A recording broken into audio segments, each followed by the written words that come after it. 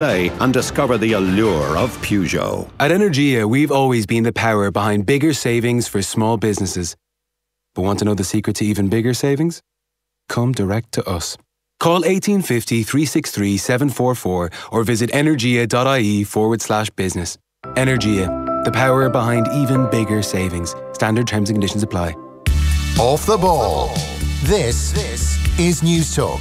Now, welcome back. David Brady still in the studio. We'll be joined very shortly by three-time All-Ireland winner with Tyrone. Now, welcome back. David Brady in studio. We'll be joined in a few moments by three-time All-Ireland winner with Tyrone and Enda McGinley. We will start with some of the football action before getting the lads' thoughts on Motion 39, shot down, i.e. Dublin not playing 2 games at Croke Park in the Super 8s, but we'll start with the action on the pitch firstly. So in Division 1, we'll get to Dublin Mayo in just a second. A 112 to 7 points win for Dublin. Tyrone got things moving with a win over Monaghan. Kerry beat Galway in Division 2. Cork in a bit of relegation bother at the moment. Meath 212 to Cork's 1-9. And we should mention Leitrim as well. 4 wins from 4 in Division 4 for Leitrim. But it was Dublin Mayo which obviously people were paying close attention to on Saturday. 112 Dublin, 7 points Mayo. James Horan afterwards disappointed, as you'll hear here, with his attack and also some of the refereeing decisions. We had 18 or so attacks in the first half, and we gave 11 turnovers out of 18. So it doesn't matter who you're playing. If you play like we played or like we started tonight, you'll get beaten. You know. So Dublin on the opposite side were very good. They were physical. Bullied us a little bit, and that was simple as that. We got what we deserved. We were probably lucky we didn't get beaten by more. Well, absolutely, I thought it was a black card. You know, I thought, look, we were off in the first half in particular. I thought a lot of decisions went against us as well. We missed a penalty, and I thought it was a black card for the penalty as well, but we didn't get it. But Dublin got 2, so that's all that kind of stuff all adds up. So we were off. We weren't great. I thought we didn't get a few things either, so comprehensive beating. Yeah, that's Johnny Cooper he's talking about there at the end. He reckons should have received a black card for the pull down. Ref booked him instead. What do you think, David? From where I was sitting, I was kind of parallel to it. Undecided. It wasn't, for me, it wasn't a clear black. Okay. Now you could, 51 ref would, the other wouldn't, and to say it as it was a clear foul. But to describe it as the black card, it was definitely on the periphery to a degree. Horan's certainly not making excuses, because elsewhere he said we just weren't good tonight in any category that you want to look at. We were second best physically on breaking ball. Dublin fully deserved their win. We'll have to have a look at it. A few obvious things that were off. We'll work on those. We'll train hard Tuesday. Dublin, he said, brought an intensity and a physicality that seemed to catch us by surprise. They were really good and bossed the game. So 112 to 7 points was the final score. Could have been a lot worse. Could have been a lot worse. The one area, and I do feel I need to point it out, and his first game back in Croke Park, I thought Rob Helney was a credit to himself. 7 saves he made. Point blank. Like we should have been beaten by 17 to 20 points if you want to calculate it from a degree. But the way he played from a man that had his first outing in Croke Park since the All-Ireland final catastrophe, everything spot on, kick-outs. Just top class. If we're talking goalkeepers, by the way, for a second, Evan Comerford looked more comfortable. He had a tough day in Tralee. Yeah. Now, the whole thing is, he had a tough day in Tralee because he was targeted. His kickouts were purposefully targeted. Now, if we have 14 wides from a Mayo perspective, that's 14 opportunities that the ball is in the air and you actually push up, you set up from a shooting position, whether it's a 45, which we had, which freeze, which we have. That's your chance to put the press on. Yeah. We didn't actually go what I would class as Mayo have always done, James Horan included, man to man. We still covered space. We covered more. We didn't really put the intensity up to Dublin. The way Kerry did. Yeah. And okay, Why do you think that is, given that this Mayo team have had, for the first time in a long time, the bulk of a summer off? Mentally, don't have an All-Ireland final heartbreak to get over. Yeah. They're back training from October and training hard. Like, it is really striking that a Dublin team effectively still getting back off the plane. And this Dublin, physically. It was a sloppy Dublin performance. And but what happened to Mayo? It was a sloppy Dublin performance. But the thing is, you're trying to integrate a lot of new players in a system that wouldn't have had played before. And you're saying it's brave and it's needed. And we haven't done it enough in the past to integrate the likes of Kieran Tracy in the half-forward line, Fionn McDonough. I think Brian Reap he got the ball. His shot selection wasn't good, but you're going, if you can win it, you're halfway there. So in your opinion, are Mayo using this as a learning experience for new players? I would have said, bar Diarmuid O'Connor and Killian O'Connor, that would have prior, like it's a long way from championship. Prior to that would be the championship team. The big difference this year in the last 3 games versus last year was Mayo were tight. They still have conceded less than anyone in Division 1, but they were plus 15, plus 16 coming in. So their defence wasn't leaking. But there was too many one-on-one situations. Guys were burnt. I'd like to see Keith Higgins playing in a more half-back, going forward role than being out and out. Cormac, because he offers so much as an attacking option. If you don't try and concentrate the opposition's thoughts on who's coming forward, when they're coming forward, it's too predictive. And a lot of the times that the Mayo team the half-forward line were too far away from the inside forward line. Because it would not, more often than not, it was your half-forward that was setting up. Like, you have a new guy, I think is a great prospect, and he put in a fair shift, a young Matthew Ruin in midfield with Donny Vaughan. But a lot of the time, your half-forwards are giving your inside forwards the ball, and they're too far away. So you're we got to create more. We got to create more shape, and there needs to be more unity between our full forward line and our half forward line. Because if Andy is getting the ball, and Andy wins ball, by Jesus, he can turn backs inside out to win it. But then you're stagnant, and you're going, where's the support coming, left or right? It's not as fluid enough. But from a Dublin perspective, 2 games in a row, you have Cormac Costello winning man of the match. Fine performance, and again, you have, the likes of Kieran Kilkenny to come back. Like, for me, and it's they have a fantastic panel in unit. But when you have Bernard Brogan not even out, Paul Flynn not seeing the light of day, no game time, Kevin McMillan, no game time, Michael Derry came on. You go to yourself, it's working out good, and maybe that little advantage that's saying, right, our backs are to the wall, we've had 2 losses. But the big thing is, the destiny is still in Kerry and Mayo's hands. If Mayo beat Kerry and manage to win over Galway, they'll have the last game of the league against Monaghan to get to a league final. And because the fact that Dublin have lost 2, it's out of their hands to get to the league final, if you know what I mean, because they're not playing Kerry. So it's you know what, it's whatever they do in Kerry, they can pick managers and they can pick young players. That's true. And on Mayo's leaky defence on Saturday, which it hasn't been, as you're saying, thus far in the league, even take the Costello goal. So he's in a one-on-one with Keith Higgins for what feels like about 10 seconds before it goes by him. Keith Higgins gets no support and no cover from anyone. Even just that in a microcosm. You're scratching your head a little bit at that. You can't leave a player one-on-one for that long.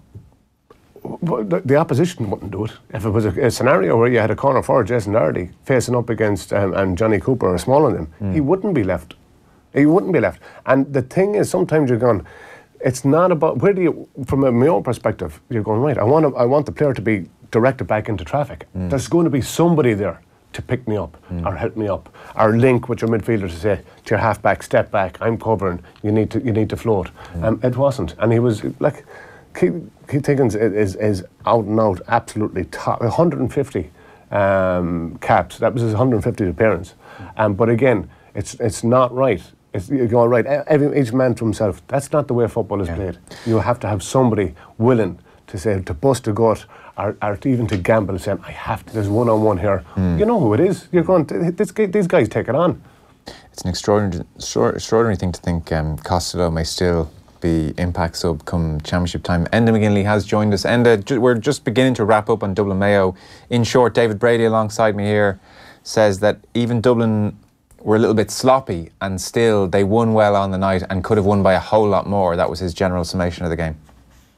Yeah, it was pretty, I suppose, sobering for the rest of the country to see it. We'd all sort of got used to the thing of Monaghan beating Dublin and then Kerry beating Dublin and thinking, God, this may be the year that Dublin's starting to show a chink in the armour. But unfortunately, the caveat always to that, and everybody was saying it at the time, that Dublin were rusty. They were just back from their holidays. They really probably hadn't done much training. And I suppose the return to the Croke Park, the nice surface, the posts that they're well familiar with, and you just seen the quality. I wasn't at the game myself, I watched it on TV, but a good friend of mine was at it sitting behind the goals, and he just said, bottom line, Dublin's quality, the quality of their players is on another level compared to any other team. And I suppose Kerry, now everybody's going to start pinning their hopes on Kerry, because looking at Mayo, it's very hard to see where they close that gap as the games get even faster heading into the summer and the firmer pitches, you know. So yeah, it's pretty depressing for everybody else, really. Yeah, sobering when you put it like that. I saw Tyrone got moving against Monaghan. Reading about this game, 116 to 12 points. There seemed to be an energy and a verve about Tyrone that we hadn't seen thus far. Yeah, it was really interesting. Now, chatting to a couple of the men around the Tyrone squad, the Roscommon, I wasn't at the Roscommon game, but obviously I'd heard about it and read about it, and a draw against Roscommon, which they sort of got back into it, having been well down. It looked again just as if Tyrone were struggling to find form. A draw down there, it wasn't a particularly brilliant result, I suppose, from Tyrone's point of view, but by all accounts, actually, they started to play much, much better in that game. And the panel was much more confident coming away from that game than maybe a draw down there would have led you to believe. And then I think we've seen that push on against Monaghan. Now, you have to, there's some games come along and they paint you in a better light than what you really are, and they paint the opposition in a worse light what they really are. And I think that's the case from Saturday night's game. Monaghan played really poorly, particularly in the second half. They could not do anything right. Even every break ball, every wee ricochet, it went against them. They coughed up so much easy possession. Some of their they were missing quite a few big players, and some of their other big players didn't play particularly well. Tyrone, on the other hand, they really started to click. Interestingly, Tyrone sort of early on in the season seemed to be going with a more almost natural formation. On Saturday night, they went back much more to a classic sort of counter-attacking formation, and with that, you had the switch of Petey Hart, where he had been essentially full forward in the first sort of 2-3 games, and he, along with the Tyrone team, was sort of doing okay, but just not finding his groove. He moved, and most of this game he played from half back, and he just destroyed Monaghan almost on his own. But it was as part of Tyrone's old counter-attacking style. So, from a Tyrone point of view, that counter-attacking style is still the one that suits them best. Okay. In matters off the field, the GPA released a statement this evening. They're unhappy that their motion was defeated at Congress in Wexford on Saturday. They wanted a seat at the CCCC in a bid to try and sort out fixtures, and they've said involving players in the fixture-making process is recognised in many sports across the world, AFL, World Rugby. It's an effective means of delivering coherent programme of fixtures. They say it's an opportunity missed by the GAA, so the GPA not happy with that. And then it seems lots of people not happy with motion 39. So this was Donegal's motion. It was beaten on a 64% majority. And I had not thought that the wording of this motion beforehand was overly important, but it seems like it's the wording that's been used against Donegal here in a way which just seems deliberately pedantic. It's almost been used against them to defeat the motion. So their motion effectively was that any county in the Super 8s could not nominate Croke Park as a home venue. And Donegal made a point of not naming names. Clearly it was about Dublin, but they didn't want to make it about Dublin. Mick McGrath, the Donegal chairman, was in OTBAM this morning, and he said we weren't trying to move Dublin out for the O'Byrne Cup or the National League or the Leinster Championship or the All-Ireland semi-finals or finals. It was just the one game. Sean Kelly came on. He was one of the delegates against it, as was Tom Dempsey of Wexford and Meath's Francis Flynn. Sean Kelly was on this morning as well, and he said of the wording of the motion that it was written in a negative sense because it said that no county could use Croke Park as their home venue. He said that's a negative. If it was approached in a different way, it may have got a different result. And he used the example, again, I don't know how realistic it is really, but to say if a Kildare or a Meath were doing up Newbridge or Porktalchin, that if this motion passed, they wouldn't be able to nominate Croke Park as a home venue for them while the work was being done. Grand, okay. But it struck me that the wording of this was used to defeat something which is just completely sensible, i.e. for the fairness and integrity of the competition. Clearly, your neutral venue cannot be the same as your home venue. And if they were of a mind to, Enda, they could have went outside and written a few better words on a piece of tissue and came back with something to that effect, i.e. it doesn't have to be you can't nominate Croke Park as your home venue, but let's just live in the real world here. Croke Park is clearly Dublin's home venue, so let's make the wording you can't have your neutral venue the same as your home venue, i.e. you know, if you're Galway, you can't say we're going to play our neutral game at Pearse Stadium. It seems like a no-brainer, and like Sean Kelly's point was almost like this morning. I didn't like it. It was like, well, we'll just have to come back in a year, and you know, we'll have to see if we get the wording right then. This thing could have been sorted out in 5 minutes, and it was a little bit schleeving. That's if they wanted it sorted out. Correct. And I suppose my issue with Congress and that aspect of the GA is that it's almost that it is that difficult to structure a motion appropriately, that the only ones that can structure it appropriately is the hardcore themselves. Yeah. And their motions are always watertight. Like, the easiest thing to be with this would be to make an amendment and then let it go, but that's it, it's off to next year. And Tyrone had a motion I would have been hugely in favour of in terms of underage, and effectively it was doing away with the bad birthday, so there'd never be any more bad birthdays as such. But it got out because they said, well, we're working on something at the minute, so we want you to withdraw that. So again, the hardcore, it's like, in terms of a democracy, I'm not sure what it is, because the technical aspects of motion writing, and then if they see a motion like them, motions would have been submitted weeks ago. So if there was an issue with it, or if they thought, no, that's a good idea, but we need to rework that, we'll then get that done. But they leave it to the very, very last minute, just before the vote, until they sort of indicate them things. So I think it's a wee bit of behind the back play by the GA. They know the motions they want to get through, and they know how to get them through. And even they still run it differently like that. But certainly a county trying to come with a bright idea on their own, on a solo run, is going to be a difficult place. And unfortunately, what looks like a very sensible idea in terms of trying to minimise Dublin's advantage, and that isn't going to say that Dublin's beat. But let's be frank, for me, Croke Park is worth at least 3 to 4 points in any game to Dublin. So that's not to say Dublin's going to lose. They beat most teams by a heck of a lot more than that. But at least the teams that are getting there and almost there, that's just another thing that weighs on the benefit of Dublin, that frankly they've that good of a team, they don't need that benefit at the minute. There's a few other things that jump out at me, David, and then you come in and give us your broad take on things. I'm not sure how much a lot of counties and their delegates care about this issue, because they might be hurling counties, they might be counties that will never be in the Super 8s, and what's more important to them is staying in cahoots with GAA and getting money for their developments and their various bits and pieces. So you can see how the GAA managed to get 64% majority. That's one. And then what I'm seeing thrown around a lot is, well, you can't play a big game, say a Mayo Dublin at Parnell Park. Like, I sort of agree with that, because there's not enough people. However, let's be real, Dublin's home venue is Croke Park, and then just ask Dublin to nominate a neutral venue that will fit 40,000 in it, that's nearby, and then you get a good compromise. And I don't understand how we're in this point.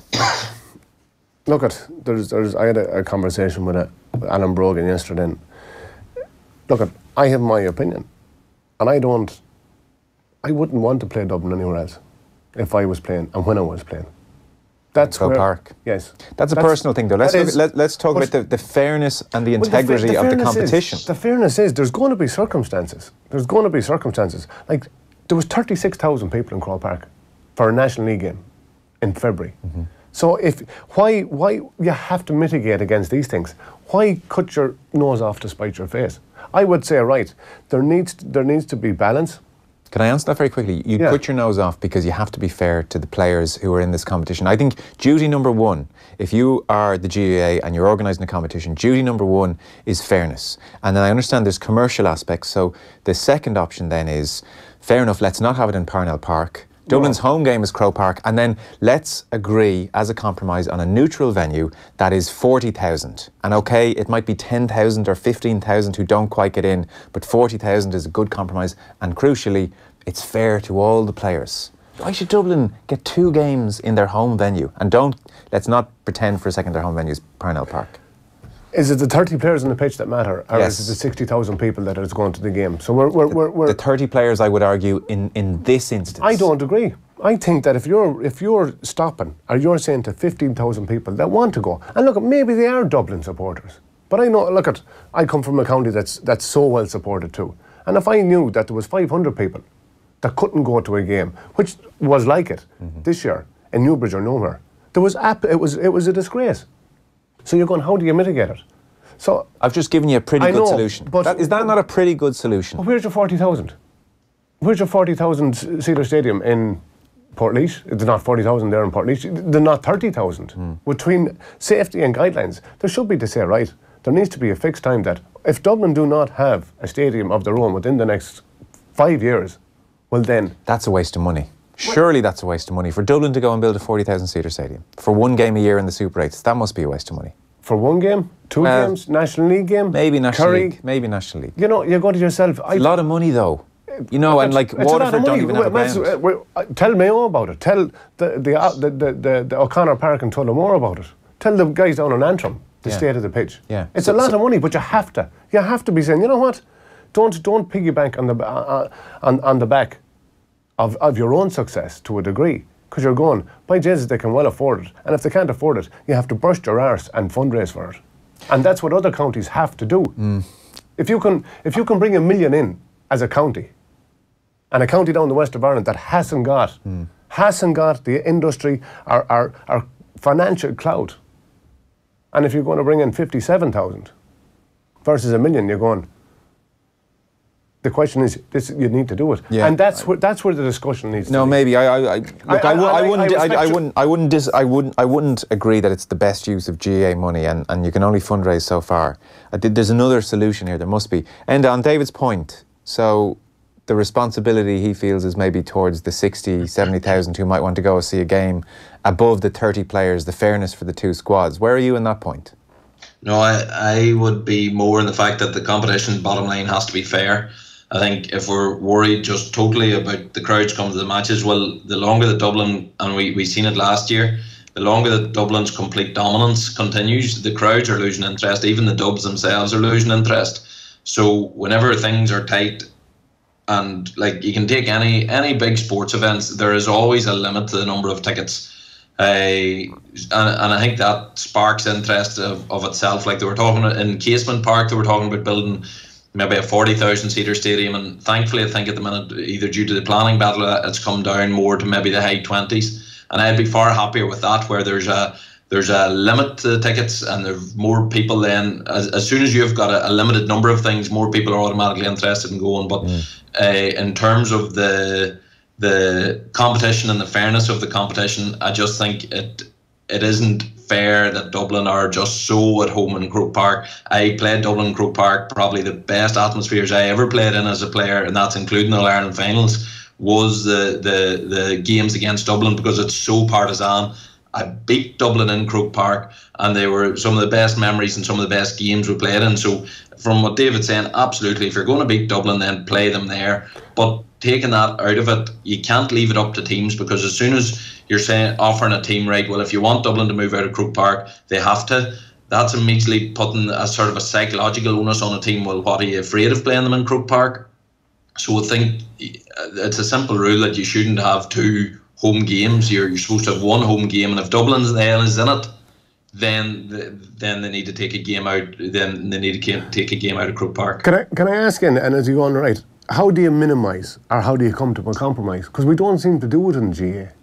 Like from that statement there from the GPA, I think they should, as to compromise, to say, look, we're a part of this. It's outrageous they don't have a seat. Yeah, and you're going, but I don't know, like, you go, learn from your mistakes. Like, why was it, like, they should. But would you have, and you're going, that's a whole set of rules, you're going, if it happens that in this year, 2019, you play Dublin in the Super 8s, and you're drawn in the same group against them in 2020, you have 2. home games.